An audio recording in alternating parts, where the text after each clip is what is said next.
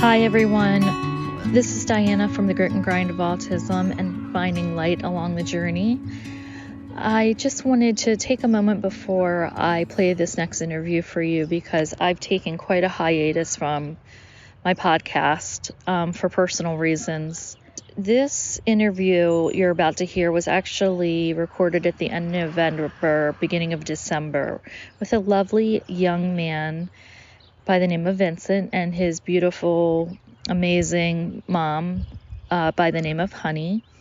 I feel my journey with Colin has paralleled with theirs, but they're ahead of us.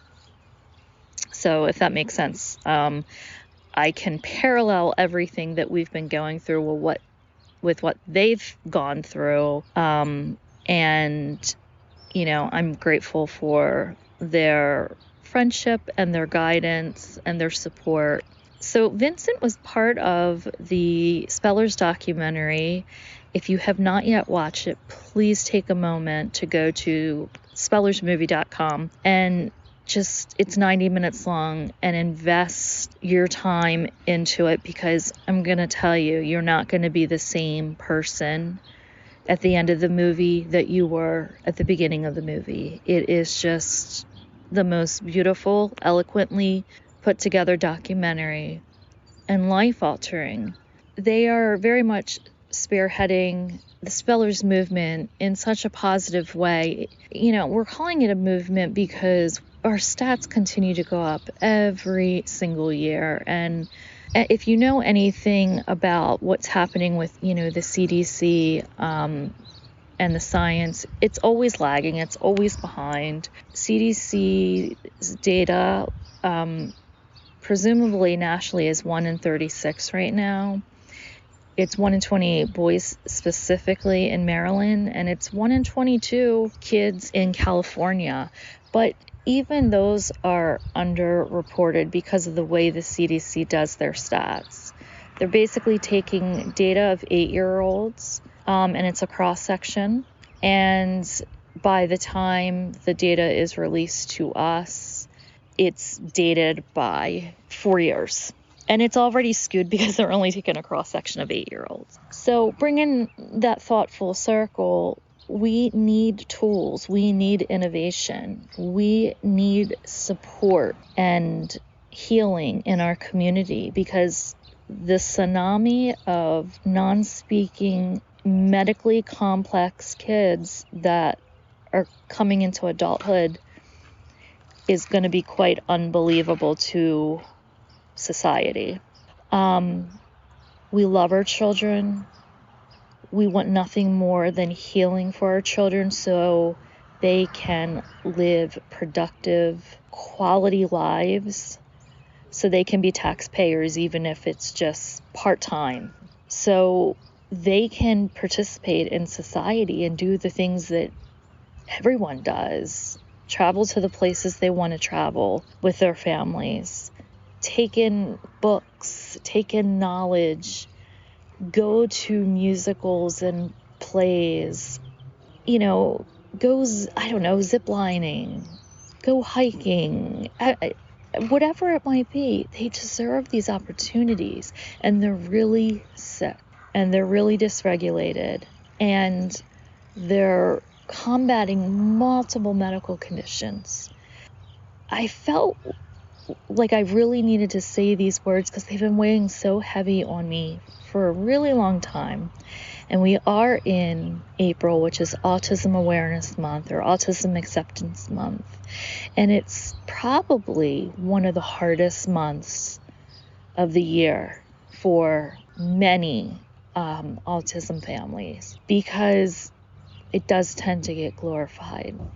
Now, we all have our individual experiences with autism, but when you're talking about the type of autism that a lot of our kids have, whether you want to call it profound autism, whether you want to call it vaccine-injured autism, whatever it is for your situation, it has profoundly changed the lives of those who are living it and those who love them. When we have discovered that these letterboards allow our kids, our loved ones, to actually communicate their innermost thoughts and feelings, not just wants and requests, but actually, really have a dialogue for the first time in their lives. Some of these kids break through at like 10 or 12. Some of these kids, like my son, he's 17 and I'm actually able to communicate with him for the first time ever in his entire life. And some are much older. Some are 29, 30. A friend of mine who lives in the Middle East, and his son is in his 50s and has been using the letterboards for 30 years. But the point is when you don't have a voice, there's safety issues and there's autonomy issues, and you are trapped in your body. This is just a ray of light that has cracked open for our community. We are embracing it and we're running with it. And so there will be those people who don't agree or don't think that there's any science to back it. There will be those people who just go to ASHA and say, well, ASHA doesn't endorse it, so it must be fake or pseudoscience or whatever. And that's fine. We can't waste our time or energy trying to convince people otherwise. It takes years for science to catch up to what's actually happening. And we all know that just by COVID. But the point being is, let's just be kind. Let's be open. Let's be respectful and know that our individual experiences are very much individualized. And just because you may not have a vaccine in your kid, don't diminish my experience. And just because you don't believe in spelling to communicate, don't criticize or demean those of us who are using the letterboard to communicate with our kids. I've seen so much gaslighting and so much reckless language on social media. There's already a divide in our community just on language and symbols. And now there's a further divide, about communication. And of course, there's always going to be the vaccine debate. Can we just come to a place of having an open heart and an open mind and just listening and being respectful of one another's personal experiences? I sure hope so. If you're open and you want to hear this beautiful interview with Vincent, he answered the questions that I asked him using a computer, and I did some editing just to take out the pauses while he was typing so there wasn't dead air. But other than that, these are 100% Vince's answers to the questions that I posed to him. And in the beginning, I had a little bit of technical difficulties and I cut off the very first part of the interview, which I'm so frustrated about. Vince said to me that spelling to communicate was very emotional when he was first able to communicate with his mom. It was very emotional. If you can just sit with that for a moment and think about why on earth would that be emotional for someone who has never had the ability to speak and communicate with his family ever before until now. And with that, here's the interview. I loved being a part of this amazing film.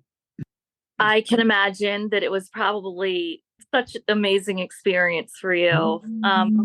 Share any highlights with us? I love the film festivals because we were all together. That was really cool because all the spellers, the cast would go, especially the Arizona Film Festival where we won best documentary of the year. That was incredible. Absolutely incredible. That is so awesome.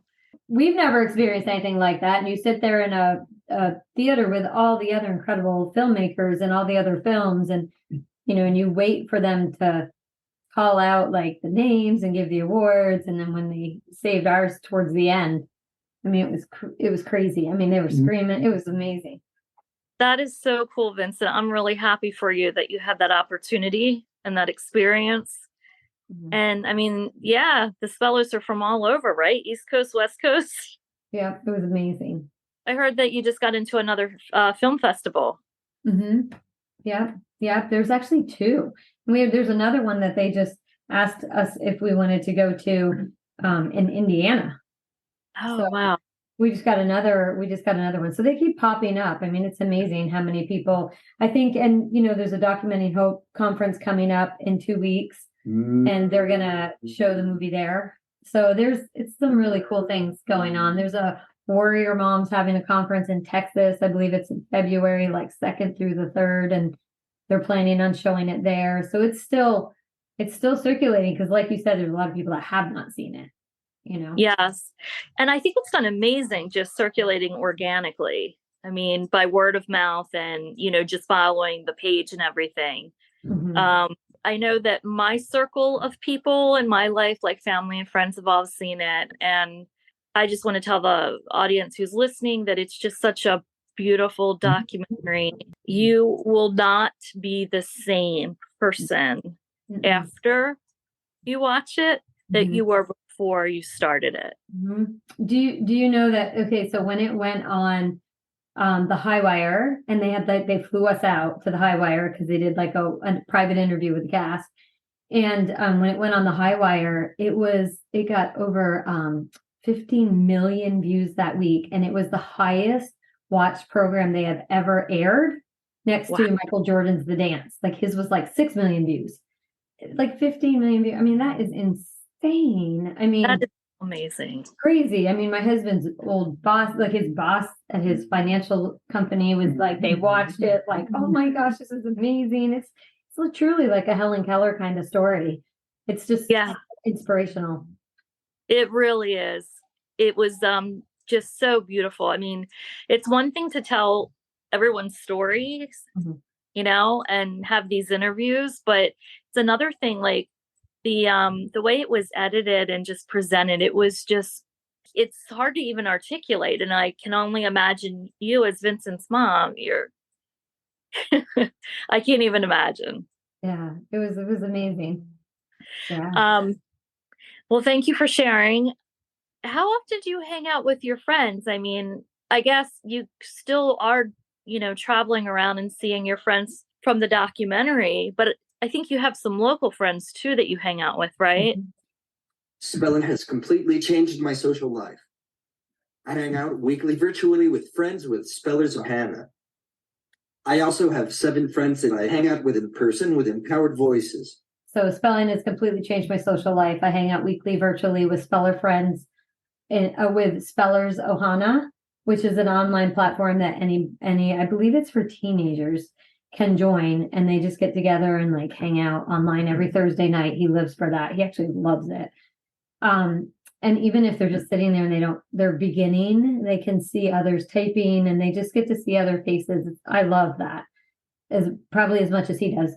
And then he said, I also have 7 friends that I hang out with in person with Empowered Voices. And that's our local place with our friend Mimi, that he and Mimi kind of opened up together.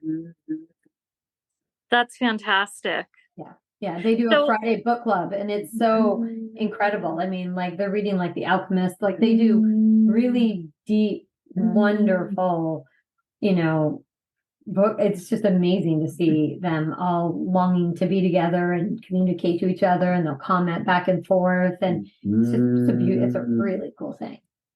Vincent, The Alchemist is one of my favorite books. For real? Yes. I have to read it. I don't go in. I don't get to go in. They don't let the parents in. Oh, Literally just the kids and the practitioners. There's 3 practitioners and all these people, and so yeah, I don't get to go in. So I didn't read the book, but yeah, that is so cool. I love it. He actually just read A Man's Search for Meaning, and we read that together, he and I, because Elizabeth Bonkers suggested it. She was in the film, and so she had suggested it because he loves those deep books, and we thought that was incredible too. Have you read that? I have not read that one. No. Is it Viktor Frankl? Viktor Frankl. Okay. I think it's Man's Search for Meaning. Yeah, it was amazing. Okay, great. So that kind of segues right into the next question. When did you learn to read? By age 5. Okay. And can you tell us how you learned to read? You're making it hard for me to put this thing here because your knee's in the way. Thank you. Oh, you're so good. You're such a kind soul for doing that. Oh, so kind. I couldn't get the keyboard in front of him because of his knee. Okay. Here. How did you learn? I just knew. I just knew. So that brings me to bullet number 3. So way back in the day, I'd taken Vincent to go see Soma, and I saw that he was in there. I just could never figure out how to get him out. There was no like program. There was never like any set thing no follow through that I could do at home. It was just like this miracle worker that showed me my son was trapped in there. And so she told me one of the most important things. She said, turn on closed captioning in all of your TVs. So turn on closed captioning in all your TVs and put something on like, so just keep feeding him with language, letters, keep him reading like constantly. And so I think he was probably like 8 when I took him to that. But I'll tell you a really quick funny story. So we always put on like Science Channel or like the History Channel, something like educational. Science Channel has been on my sunroom for like 12 years. This really cute tidbit when he was at school. Soma was actually on the board of his school, and it was interesting because so they were kind of familiar with presuming intellect, so they were good at that at this school, and they had called in another speller to give advice because they kept trying to get Vincent to like follow through and do these like circle ABCD test quizzes, and he would look away, and they were like, you have to come on, let's get busy, and they couldn't figure out how to get him to look and then do them. So they called in this other speller. This is fabulous. They called in this other speller, and they actually said, what are we doing? Like, why won't he pay attention? And the speller was like, the minute he looked at it and looked away, he already memorized it. He's photographic. And we were like, and so then they were like, what? And so then they were like, try it again. So they, put the paper down. And then when they took it away, they gave him the answer, the quiz, and he was completely accurate with all of his answers. So, I think a lot of kids, they see things like he has that synesthesia, like he'll do math and we'll say, how do you get to those answers so quickly? Like he's so far advanced. And he's like, I just see it all in color. Like, it's just, I don't know how I don't know how he just learned to read at 5. I don't know. Maybe he saw a magazine and then it made sense and he heard us and seeing the words and hearing the language. I don't know. But I love that Soma gave me that tip because, that's one of the best things I ever did was closed captioning. I mean, it's on all of my stuff. Everything we do is closed captioning because it also gives him something to do while he's watching or listening. He can pay attention to it on the bottom. So I think it feeds their brain. Yeah, absolutely. I love that advice. And I actually have done that for years too, not because of anything other than it just kind of made sense in my brain. Plus, to be honest with you, I can't see very well. And you know how it affects your senses? So yes. So I thought I'm just going to put on closed captions so I can understand what everyone's saying. But you've just reinforced that there's so much more positive that possibly can come out of it. So I really love that. Wow, Vincent, that's so magical and such a blessing that you have that photographic memory. And it'll be interesting if, once more kids become open, if they can explain that to us, how many of our kids really have that. I would imagine it's a high volume. I think it's going to be more than less. I think it's going to be I think it's going to be more of the common denominator in these kids because I think that they just automatically get it. Do you agree? Yes, absolutely. So we talked a little bit about your school experience. Is there anything that you wanted to add? Like, how was your school experience before S2C? So this was one of the ones that he typed an answer to. The answer? You okay? You good? Sometimes he'll do that, I think, to keep himself like awake and stimulated, like because it's a late day. He starts working with one of his aides doing work at 8 in the morning, and then he runs all day long doing programs. He had a personal trainer today.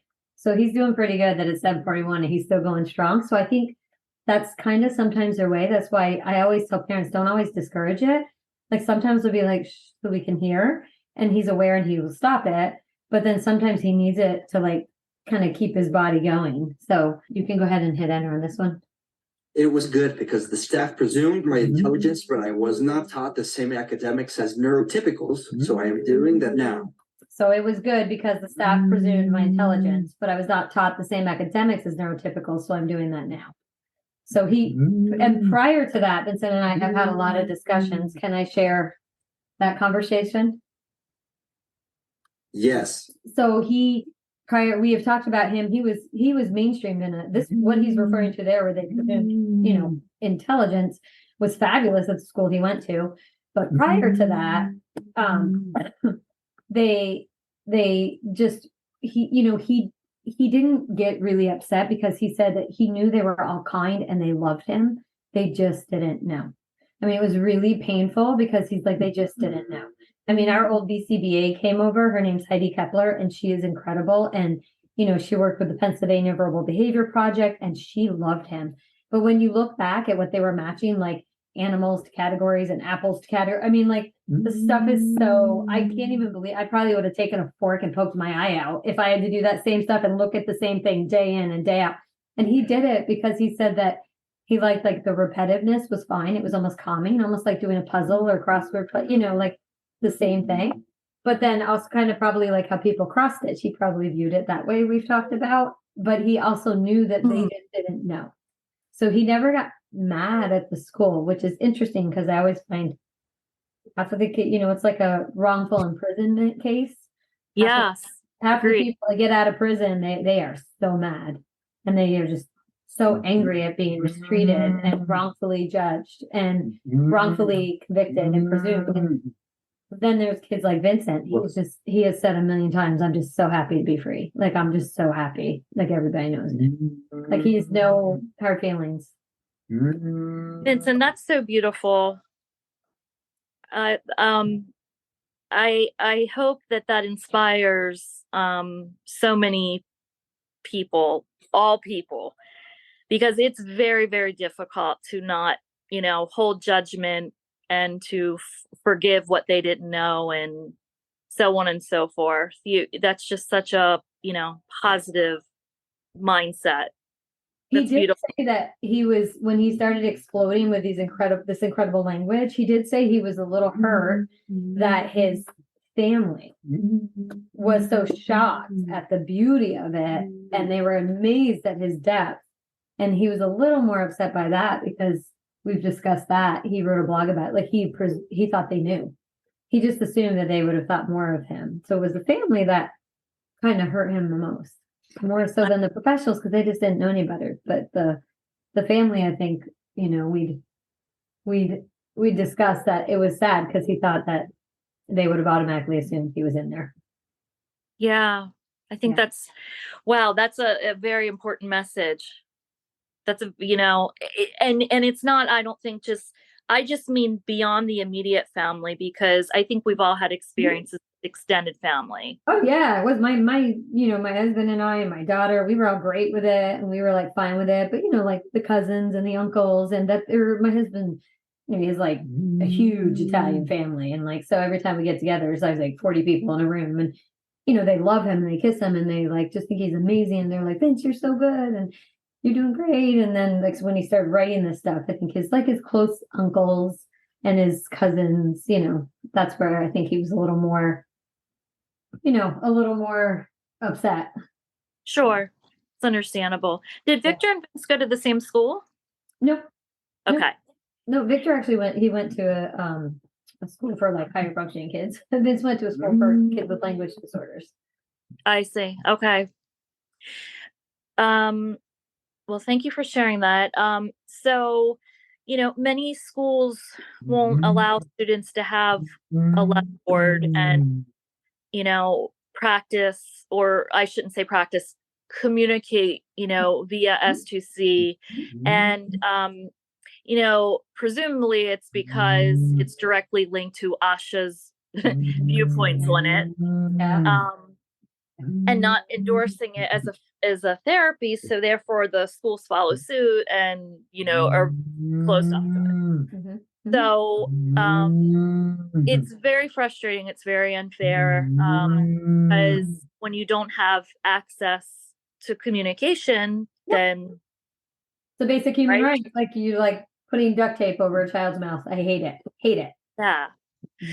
So, Vince, what are your thoughts on this? I know this is a big one, but I wanted to ask you. I thought it was important for everyone there to were hear. like 4 that he had to type answers to because he really wanted to share his thoughts, and this was another one of them. Okay. Okay, great.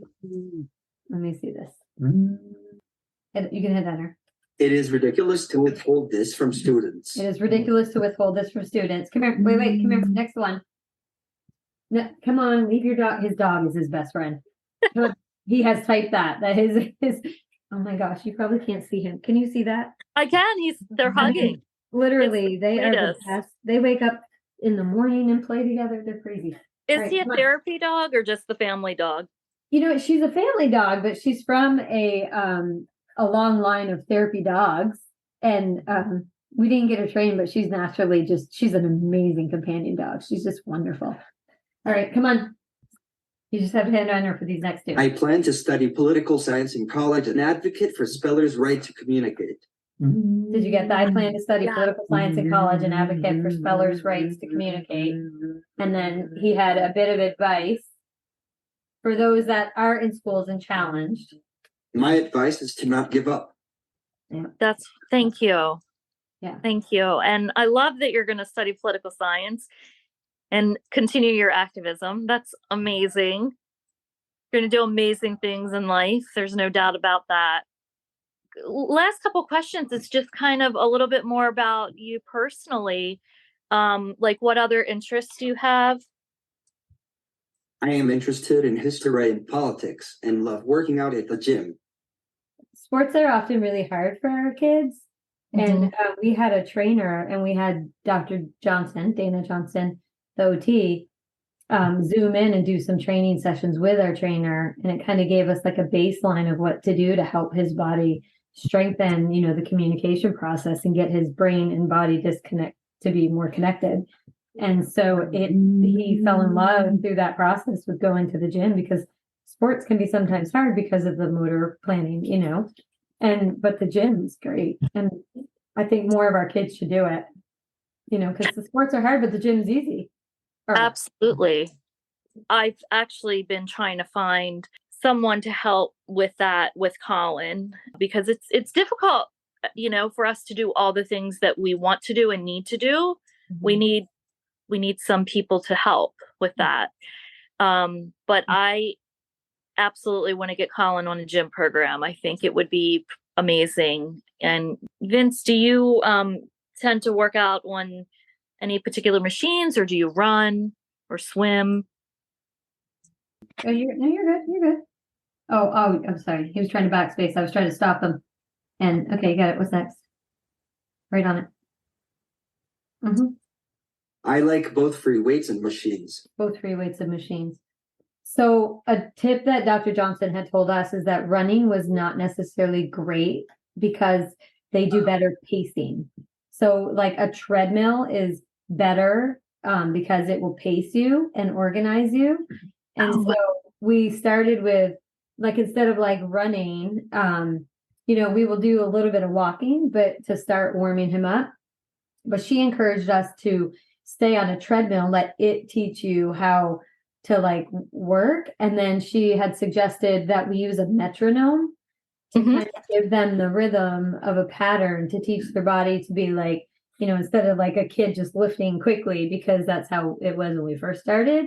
It'll be like 1 and 2. And so it's more of an organized component, but he kicks butt on the, he does the rower. Yes. He's great on a bike now. Like, he's regulated now on a bike. He does great. Yeah, he does good. It's really cool to see him. his OT, we were mainstreamed at our local school, and before we went into middle school, and he was great. She actually just sent me a text and was like, I saw him with his trainer. They were amazing. So he goes with a trainer 3 times a week, and then usually with my husband like 1 day a week, and then we walk the other time. But he does that like push the I forget what it's called. Where you like push, you do that pushing thing, like you push the weights, and it's just to see how far he's come. Like, it's incredible. He loves it. It's like their dude time. It's like the time for him and the trainer. They walk in the gym, you know, they're only a couple of years apart. Actually, I think they're maybe like a year apart. And they like walk in together. It's such a great experience. Great experience. I love the suggestion about the metronome too. Okay, I know it's getting late, Vincent, so I'm gonna wrap things up for you. What do you want listeners to know about the non-speaking community? We might have to sit up because you type much faster when you're sitting upright. Okay. Any? Mm-hmm. Mm-hmm. Mm-hmm. Mm-hmm. Oh, you're doing great. Anyone with apraxia can learn this method of communication, and we're all in here. Mm-hmm. I cannot stress enough the importance of presuming competence. So anyone with apraxia can learn this method of communication. We are all in here. I cannot stress enough the importance of presuming competence. Vince, I feel like you need to lead up you should be a keynote for like teachers and administrators conference. Right? Seriously. Yeah. I know you had one of the, you had shared, you know, some insight, and you had asked what kind of music he likes. And at one point he had said, he's a fan of pop because he likes the upbeat tempo. He always has a positive, he likes upbeat anything. Like he's just such a joy. You're a total joy. I love you. Yeah. Can I have a kiss? Oh, yes. I love the relationship and bond that you two share. It reminds me a lot of Colin and I, actually. Yeah, these kids are so sweet.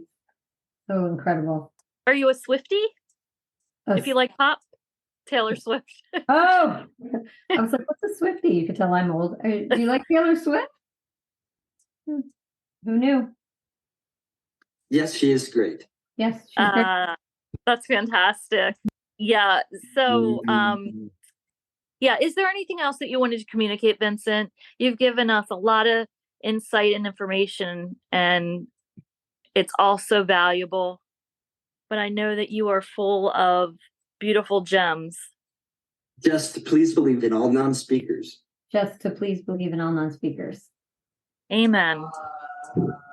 I think that's a beautiful way to end your interview. And I can't thank you enough for sharing your time. I know it's late. You've had a long day. And you persevered, as always. I did see your video. Pardon me. He just said thank you. Mm-hmm. You're very welcome. I know that you have several videos, but the one, honey, that you shared with Vincent, I think he was hosting or at least speaking at one of the local autism meetings in Pennsylvania. Mm-hmm. It was just really beautiful. Mm-hmm. And we can share his blog if you want to also. Oh, yeah, I would love to. The Unfiltered Mind of Vincent. He's got a lot of insight in there. Honey, I just wanted to kind of like circle back around with you, and if maybe you could kind of share a little bit of your journey and how it got started. Yeah, sure. So, you know, the boys, you want me the depth of their like story, like I just shared on CHD TV? I mean, like my boys were like, they were beautiful. They were amazing. They were twins, boys and preemies. So like, you know, born a little late, but had, you know, caught right up, met all their developmental milestones. And then, you know, they did amazing. I swear breast milk was incredible for them because I produced like fat. They like chunked right up. They got big, like they were incredible. And then, you know, at 18 months, they had completely regressed, had a horrible reaction to the vaccines. I have a federal court of claims lawsuit. We had a confirmed case, you know, and that like set us on the path of, you know, they went from being like these incredible, strong humans to these like lymph noodles, that could no longer talk, that could no longer formulate words, could no longer say mama, dad, dad. Like, it was crazy, crazy. I mean, we thought Vincent for sure was deaf because he was the kid that went into the corner, and that he always, like, we'd bang pots and pans and he never responded. And so, I mean, he was definitely that kid. His brother just became like an exposed nerve. I mean, it was just crazy. So yeah, we've been like treating their backs and injuries since they were 21 months old. I actually had Vincent fell, and an OT during like one of his assessments, he fell and he cut his lip open. And the OT that was there, I was like, oh, he's tough. He didn't even cry. That's an Italian boy for you. And she goes, no, that's an opioid effect. That's a reaction to gluten. You should get him tested. And I was like, what? Like, I never, I mean, cause I'm old, like this is 22 years ago. Like, I'm like, a reaction to gluten. What's gluten? Like, I didn't even know, like, now fast forward, 25 years where we all know what gluten is. But yeah, so that started me on kind of my biomed journey to healing. And I feel like that was the best thing I've ever done. It just allowed their body to be okay to explode when we introduced communication. Yeah. Thank God for that OT, right? At that time. Seriously. I think of that all the time. Had she never said that, I would have never been like, what? And then she gave me at the time it was a Dan doctor. She was like, you need to go see this doctor.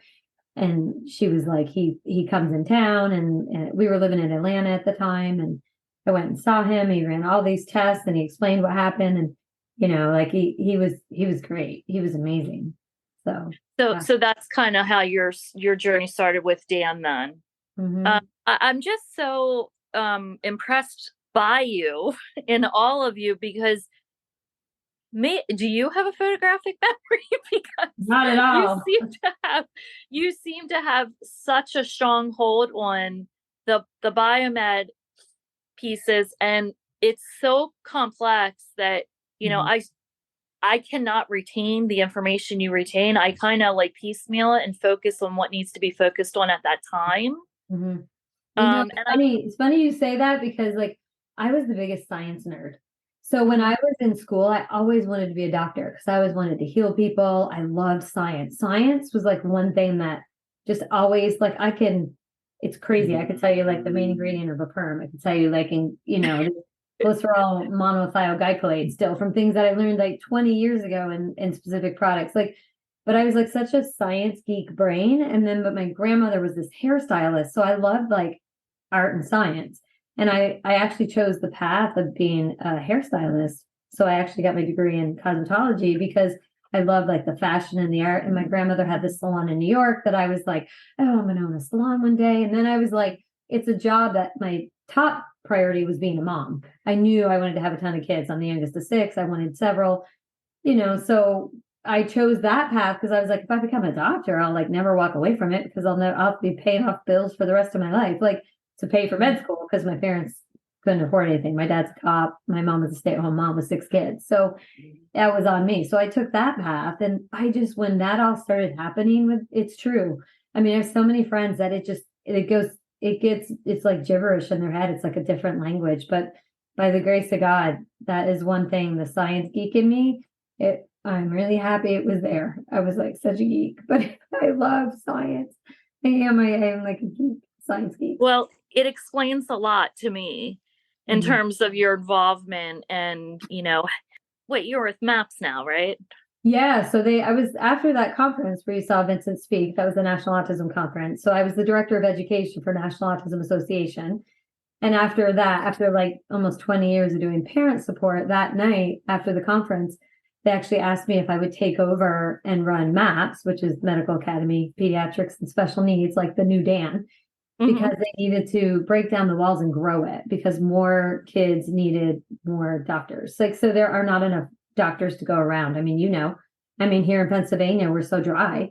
I mean, and even if you go up to a couple of our other doctors, they're on a wait list and it takes 9 months to even get an appointment. I mean, it's awful. So I actually didn't think that I was ever going to take a job aside from being like stay-at-home wife, and like parent to them kind of, aside from my volunteer work. But I took it because I really believe 100% that that's what we need the most right now in our community is doctors that understand that they're presuming competence and they understand our kids are trapped in there. And yeah, super excited. So at the MAPS conference, so now instead of the National Autism Conference, I go to the MAPS conference and educate doctors, MDs, DOs, nurses, OTs, health practitioners, any practitioner in this field. And for the first time ever, the plenary is going to be on the neurobiology of speech and communication. And we have Elizabeth Bosler submitted an abstract, and she's going to be speaking on vagal nerve and HR. Yeah. Yep.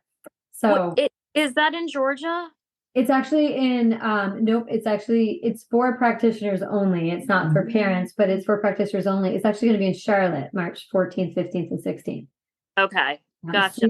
I'm super excited because, I mean, the stuff coming out and the research and, Dr. Richard Fry he submitted a proposal. He's going to be speaking on something called locked-in syndrome, where they have done contrast MRIs to show that there is the working component of the brain, but it cannot get out. Like our kids are literally, it's called locked-in syndrome. Like it's crazy how much I think this population is going to teach the medical community. So I'm so excited about that conference. So excited. I bet. And I think you're right. I think, we just have such a force of not only have the rates never been higher, but we have such a force of families and parents involved, wanting to push things forward, wanting answers, wanting healing, not going to back down.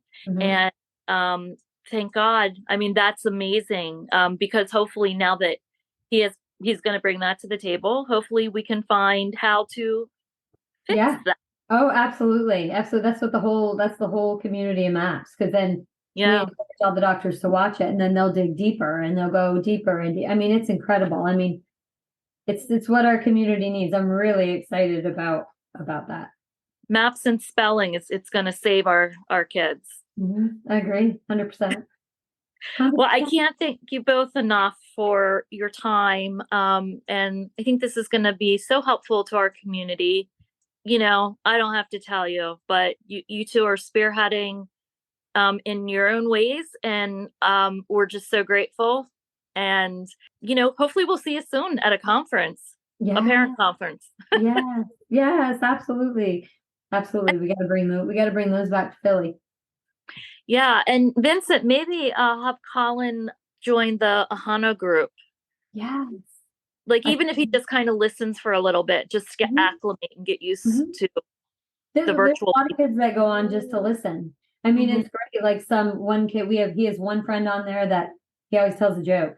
Like, I mean, it's just really cute. And some kids have to get off and leave, and some kids come back, and it's just great. Just, you get to see all their faces, and, the parents, we try to stay like kind of out of the scene, and we just let it be the kids. So it's like, it's wonderful. It's wonderful. I have a lot of friends, their kids are just starting out, and some just listen. So they ask, like, what's your high of the day? What was your low? Anything happening? And they let the kids run it. It's not dictated, it's not guided. It's just like, hang out. Yeah. Just friends hanging out as it should be. Right. Absolutely. Yeah. You should totally join. All right. Well, thank you so much. And we'll be in touch. And excellent. All right. It's taking me everywhere now. So yeah, have fun, Vincent, with your travels. Okay. Yeah. Amazing. All right. Thank you guys so much. Okay. Bye, honey. Thank you. Bye. Bye.